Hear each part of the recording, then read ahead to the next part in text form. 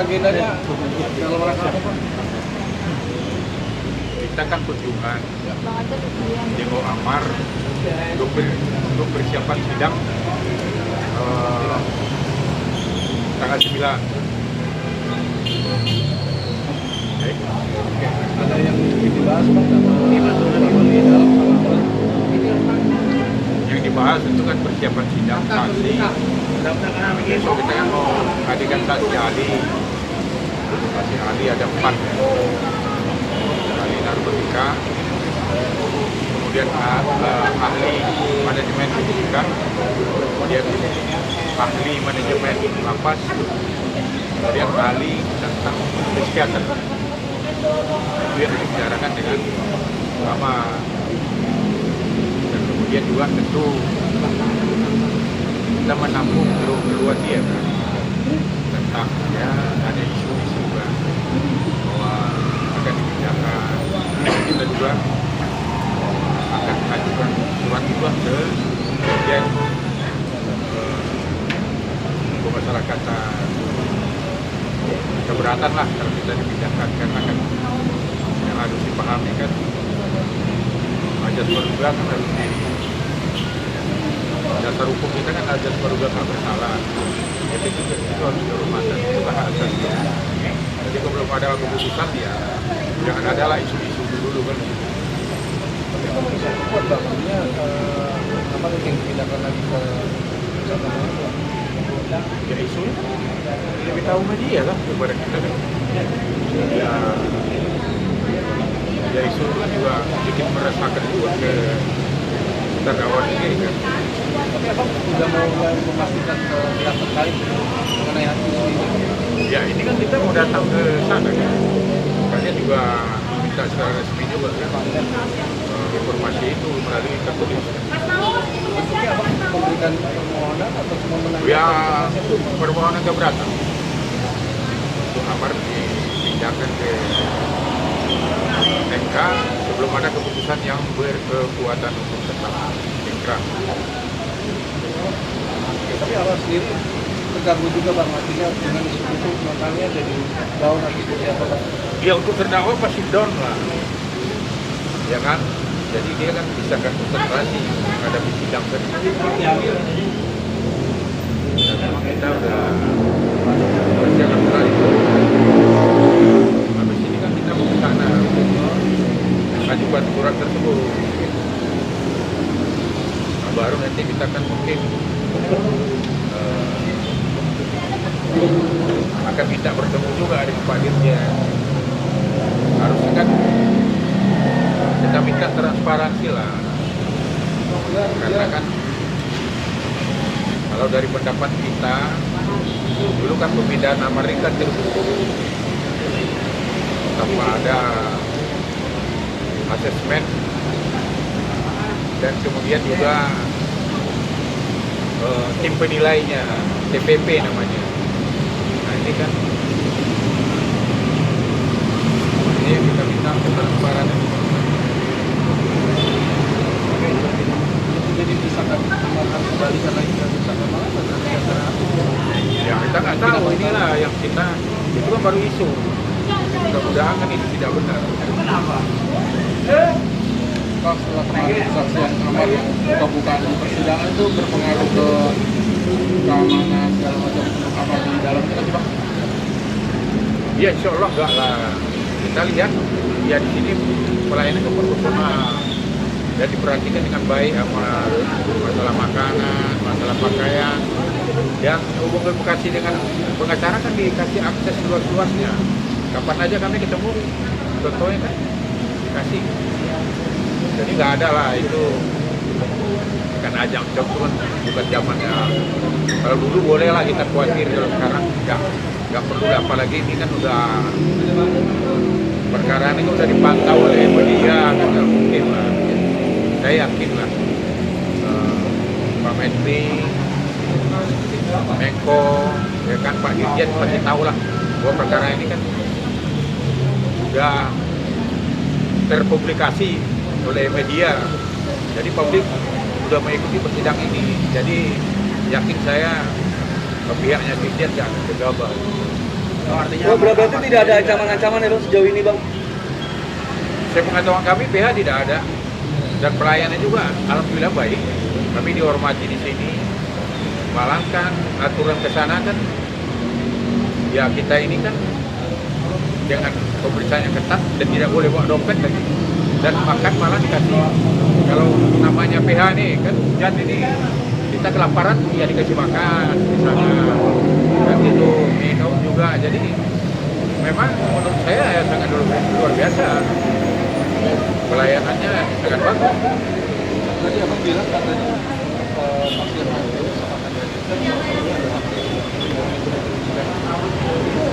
akan menghadirkan dari terkait masalah masalah. Ya kan kita lihat di persidangan menjelaskan banyak kejanggalan-kejanggalan dalam penyidikan ini. Nah itu yang bisa menerangkan nanti kan, ya orang yang ya ibaratnya orang yang pernah ibaratnya bertugas di polisi yang sudah sekian tahun mengabdi sampai pensiun. Jadi dan beliau kan dosen juga, kan dosen. Jadi otomatis kan keterangan beliau kan nanti akan membuka Pandora manajemen ini, Pandora kasus ini apakah terjadi pelanggaran manajemen, apakah kan itu. Tentu lebih yang bisa menerangkan kan penyidik internal sendiri. Contohnya kan Amar ini katanya kan dan kawan-kawan kan menolak penyidikan, ya, didampingi pengacara. Nah, dan tapi kan di persidangan penyidik kan tidak bisa membuktikan bukti penolakan semacam surat pernyataan atau formulir yang diisi yang ditandatangani oleh terdakwa. Nah, kan nggak bisa dibuktikan. Padahal itu kan dalam peraturan Kapolri dan juknis penyidikan oleh Kabar Reskrim juga kan harus ada formulir yang memang harus diisi ditandatangani oleh terdakwa dan penyidik di situ. Nah ini kan fakta persidangan nggak ada. Jadi aku bahwa mereka kan pengacaranya tidak pernah hadir. Nah kalau pengacaranya sesuai keterangan ahli tidak hadir tapi bertentangan ini, berarti kan BAP kan menurut ahli kan cacat hukum. Ya kalau BAP cacat hukum berarti kan berpengaruh ke dakwaan, karena dakwaan itu disusun berdasarkan BAP. Nah, ya kan? Nah, otomatis ya media pasti tahu lah kalau memang benar-benar hukum ini ditegakkan, maka keadilan juga harus diberikan kepada terdakwa. Bang, terkait permintaan Amar untuk ketemu anak-anak sudah ada respon dari Iris Bella belum? Ya ini bisa kalau untuk saudara ketemu anak-anak itu kan sesuai dengan SOP Dirjen juga kan diperbolehkan. Cuma kan sekarang untuk yang menghadirkan ini kan tentu harus ada orang tuanya. Apakah orang tuanya ya memberi apa tidak? Ini kan kami belum masuk ke situ ranahnya. Lebih bagus ditanyakan ke yang memegang hak perwalian, dalam ini kan mantan istrinya. Jadi kalau anak-anak mau ketemu itu tidak ada halangan. Kalau tidak ada, karena anak kandung, bapak kandung, kemudian ibu kandung, istri ya yang nikah resmi. Cuma untuk pacar ya belum bisa, karena statusnya high risk kan. Jadi itu harus kita hormati. Jadi harus dipahami dulu. Kalau Amar ketemu anaknya itu tidak bisa dilakukan. Nah, kalau itu memang diizinkan orang tuanya. Kayak ini pasti ada proses dari adiknya Amar yang datang ke sana. Kalau itu tanya Madis, karena kan kami kalau untuk hukum itu kan lebih dekat adiknya. Saya kan memang tidak pernah berhubungan dengan mantan istrinya. Dari Tadi di dalam ini ada obrolan apa Pak? Hah? Ada obrolan apa dengan Amar? Ya seperti kami bilang tadi kan obrolan tentang persiapan perkara sidang besok. tentang ahli ini yang kita hadirkan, lo ini lo kamu setuju apa enggak. Karena pengacara bekerja kan berdasarkan apanya klien kan. Ahli-ahli ini ya berarti dia setuju, ya berarti kami hadirkan besok. Ada berapa ahli dan ahli apa aja yang akan dihadirkan, Bang? Hah? Ada berapa ahli dan ahli apa aja? yang akan Ada 4 dihadirkan? ahli. Apa aja ahlinya, Bang? Ya kan tapi udah ngomong jadi kurang rekaman dong. Tapi mungkin ada rencana atau sudah menjadwalkan Bang untuk bertemu pihak Irish Bella untuk ngomongin soal anak-anak Bang? Itu tanya sama adik, adiknya Arman, adiknya. Oke. Oke. Berarti hari ini juga langsung kasih surat atau besok, Pak? Oh saya sekarang memang mau ke sana, Oh, sekarang saudara. mau ke sana. Karena aturan jam 1 tapi kan karena banyaknya diskusi yang kami laksanakan. Tentu surat yang akan kami berikan sesuai dengan etikanya pengacara kan harus disampaikan dulu ke amarnya. Karena kami kan kuasa mewakili, mendampingi, mempertahankan hak pemberi kuasa. Nah, jadi kami kan harus koordinasi dulu sebelum berangkat ke sana. Nah, alhamdulillah dia setuju ya, nanti akan kita ajukan. Nanti di sana cuma menyerahkan surat aja Bang. Ya udah pasti kan, pertama surat dulu. Surat itu nanti kan bisa aja kita nanti diundang, ya kan? Surat itu kan pasti juga kita ya kita tengok sikapnya Dirjen Pemasyarakatan. Itu beliau kan pastilah menghormati hak-haknya napi juga kan. Kan gitu. Bang, yang jadi keresahan Amar sendiri mungkin di sana apa sih, Bang? Akhirnya ya tidak mau back lagi ke RK sendiri. Ya mungkin keresahan itu ya jauh ya dari keluarga dia. Kemudian juga ya mungkin kata-kata Nusa Kambangan itu kan seram juga ya. Ya psikologis lah. Kemudian kan kalau kita tengok kan perkara Amar ini kan ya kan belum bisa dibuktikan ya. Belum ada keputusan. Harusnya kan itu memang sesuai dengan aturan KUHP ya, KUHP. Itu kan harusnya belum bisa orang dihukum sebelum ada keputusan yang membuktikan dengan keputusan hakim bahwa dia melakukan yang diberikan sanksi ke dia sekarang. Kan Amar disanksi karena melakukan dugaan itu kan. Harusnya ini kan proses ini harusnya kan belum bisa. Amar ini kalau kita lihat di Permen nggak salah Permen 18 ya tentang Kementerian Hukum dan HAM. Kemudian Undang-Undang Nomor 22 juga tentang pemasyarakatan kan harusnya belum bisa karena kan harus ada asesmen dulu, harus ada sidang TPP kalau nggak salah ya. Jadi harusnya itu kan harus dulu dilakukan. Ini kan Amar begitu perkaranya heboh di media, tiba-tiba langsung ada pemberangkatan.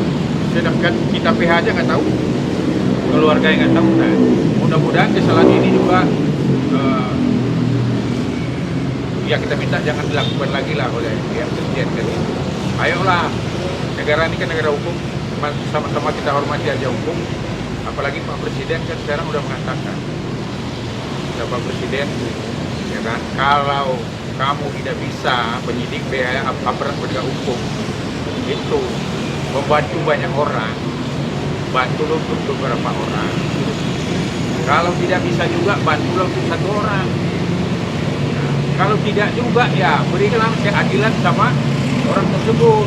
Nah, ini mudah-mudahan dipahami oleh Pak Menteri, Pak Presiden juga dan aparat penegak hukum lainnya. Keyakinannya berapa persen, Bang? Dr. Kamelia sudah tidak. Karena belum ada saya. Ya karena kan kita udah jelas kan, wartawan lebih tahu kepada kita. Jadi memang ini tugasnya PH nanti. Dan kami ini dalam rangka menjalankan tugasnya PH, bukan urusan pribadi. Oke? Terakhir, berapa persen, Bang? Artinya Amar ini tidak akan kembali dikirimkan ke RK sendiri? Keyakinan Iya kalau kita kemarin. bicara proporsional ya hukum ya sulit lah dipindahkan. Ini kita bicara hukum dulu. Lain kalau bicara kebijakan, ya kan. Kemudian bicara kekuasaan, ya itu kan keluar dari konteks hukum kan. Nah, kami nggak bisa bicara itu. Kenapa seorang Ahmad Doni sebelum ada keputusan dia mengungkapkan kata-kata itu pada banyak sebagai kuasa hukumnya, nilainya apa seorang Ahmad Doni mengungkapkan tidak mau dimakan keputusan apa? Ya kalau itu kan mungkin amarnya yang bisa menjawab Pak. Kenapa? Karena kalau saya kan, karena itu kan keresahan amar itu kan keresahan dia kan, bukan keresahan yang kita yang membuat, bukan pengacaranya. Itu kalau banyaknya sebagai kuasa hukum benar atau ini atau tidak bersalah lah seorang Ahmad Doni. Tapi kalau seorang terdakwa itu kan ya katakan salah atau tidaknya dan dia mengungkapkan itu, dan banyak yang gimana Pak? Ya kalau salah dan benar itu kan hakim yang menilai nanti. Tapi dari fakta persidangan ini, ya kan media udah tahu apa yang terjadi di persidangan. Nggak mungkin saya akan menyimpulkan, biarkan aja lah media menyimpulkan sendiri kan itu. Tapi kan kekuatan seorang Pak Jol sendiri melihat itu dengan BAP-nya sudah didampingin, dengan kejadian sekarang ini belum kekuatan itu meyakinkan bahwa Ahmad Doni tidak bersalah. Ya kalau pengacara kan tentu dia akan membuktikan eksepsinya, Pak. Nah kalau pengacara kan, kalau jaksa pasti akan membuktikan dakwaannya. Nah kalau dari fakta persidangan, pendapat kami dan penilaian kami sudah bisa membuktikan tentang ya eksepsi kami, ya intinya bahwa dia tidak ada PPH, itu sudah jelas. Kemudian juga masalah barang bukti itu kan langsung disita dari dia. Padahal penyidikan dan narkotika itu kan kalau menurut pendapat kami itu kan barang bukti itu harus melekat dari dia. Itu baru, nah itulah kenapa dalam penyidikan narkotika itu kan waktunya kan panjang untuk menempatkan seorang tersangka, karena dia harus mencari bukti yang melekat. Nah sekarang kan dari fakta persidangan ini kan yang asli melekat kepada Amar kan belum terlihat kalau menurut kami ya. Sekarang apa yang langsung itu kan disita antara keterangan dari petugas lapas dengan penyidik kan berbeda, Pak. Kata kalau di BAP-nya 3 dari saksi penggeledahan, polisi tidak pernah melakukan penggeledahan, ya kan? Nah, kemudian dari pihak lapas yang melakukan penggeledahan dia bukan polisi. Nah ini aja kan jadi saksi yang itu yang ditampilkan oleh jaksa aja udah ya tidak sinkron, tidak apa ya? Ya nama saksi itu kan saling mendukung. Ini kan bertentangan. Nah, kemudian kan kita lihat juga saksi yang jadi kunci di sini adalah kan untuk Ahmad Doni ya. Kan hasil penggeledahan Pak Eka. Eka Kertaraja ya, hukum ya. Nah, ternyata kan deputi persidangan keterangan saksi semalam itu kan saksi fakta yang mantan napi yang menurut dia juga adalah sebagai apotek di sana. Ada bukti transfer ke rekeningnya Pak Eka kan. Nah, terus apakah bisa ini kualitas dan integritas saksi ini kita bisa percaya? Ini kan